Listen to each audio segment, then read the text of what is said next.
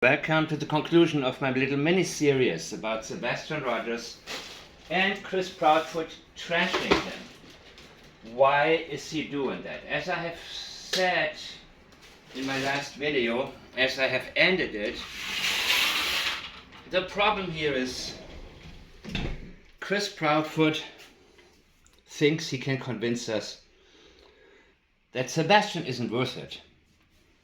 ID. Intention detection. Not everything is about deception. The intention is what we want to have. We want to know, why would you trash and bash a 15-year-old who has been missing, whom the whole world is trying to find?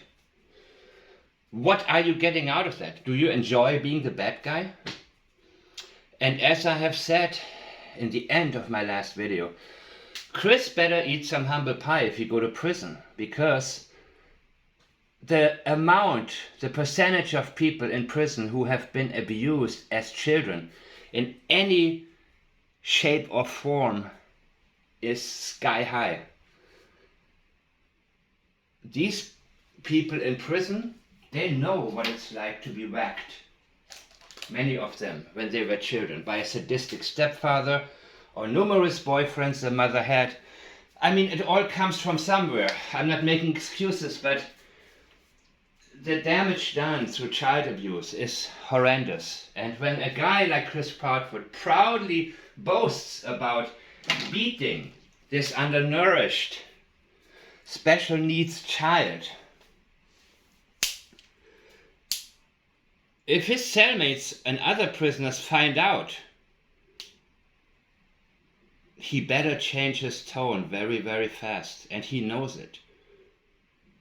And his recent statements, as I have already examined them, are not as confident, far from the confidence expressed in his first statements. We don't know what tomorrow's answers may bring. He expects a negative surprise. At least he is ready for it. Or he thinks there has to be, because it would be deserved. Now, this is the part that came before the other. I have rearranged it when listening to Sweetie Pie Lowe's interview, or her segment. And so I'm bringing back the end that I also had put up on the whiteboard alongside Kathy Bowersox's statement, showing just the hatred that this little boy may have felt. So Chris says, let me bring you up to speed on that deal. Sebastian has pull-ups that he wears, because Sebastian likes to pee in his pants and defecate in his pants. He's a demon child. He likes it. He's not human. He likes it. You know what? I know when I take my daughter to the playground that a lot of children, when they have fun playing, they forget to the bathroom. Thank God my daughter is out of that age, but they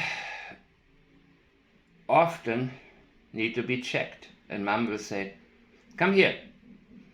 And it's very funny when you see the kids already know what it's about, usually. And sometimes the kid says, no, I didn't. Pretty reliable, right? I did not. And other times the kid will say, why? I didn't. Whatever, I didn't have an accident in my pants. It's interesting how the statements from children are a lot easier to analyze. But this is not an important part. I was just thinking about that, because I was thinking about Sebastian has pull-ups that he wears, because Sebastian likes to... The point is, these kids, nobody likes to pee in his or her pants. Nobody. Especially not defecate. Now, as children may hide it because they're afraid of being punished. And sometimes they have so much fun playing that they don't want to take a break from it. And also, they are worried that if they are found out, mom will say, okay, it's time to go home. But there is no human being who likes this. No human being, no child. No child likes this. Nobody. Except Sebastian. Remember what he said? He's really awkward. He's known for peeing in his pants. I mean, it's a number of things. Okay, what number? 1, 2, 3, 4, 5, 6. Name it, because this is fake. The Minecraft. Play the Minecraft. He doesn't have a clue what kids play. And I don't either.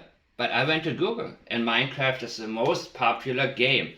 Fortnite is number 2, according to the first result on Google when I asked Generation Z and teenagers, most popular games. And he is complaining about a very autistic trait. He's complaining that Sebastian is very driven into his conversation, so when he's talking about it, if you're talking about something else, he's trying to drive you back, and people just don't have this kind of interest. Yeah, that's what autistic people do, not necessarily trying to drive you back, but their mind is set on one track, and they don't get sidetracked oftentimes. That's why some of them have the ability to do, to solve mathematical equations that are, very advanced in a very short time, because they just don't get sidetracked. And I like that, actually. There's nothing wrong with being set in your way and be interested in what you are interested in. Sebastian didn't owe anybody anything, any conversation, nothing. He was interested in what he was interested in. But Chris doesn't like him.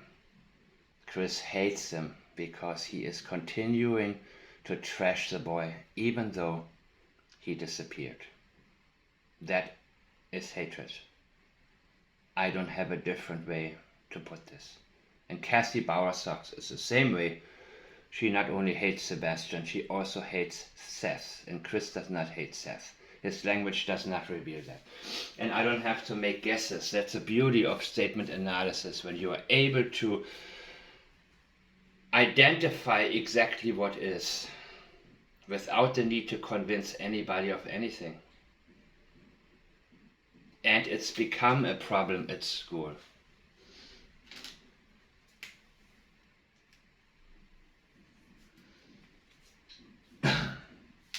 Wouldn't it be a problem, generally speaking, if a 15-year-old cannot control his bathroom activity? Well, that wasn't on Chris Proudfoot's mind. It's become a problem at school. Before, I guess it wasn't. To where they had to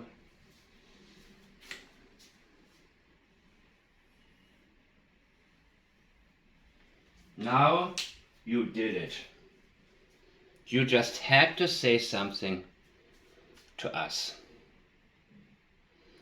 It's become a problem because they now were obligated to bother us. That is the problem.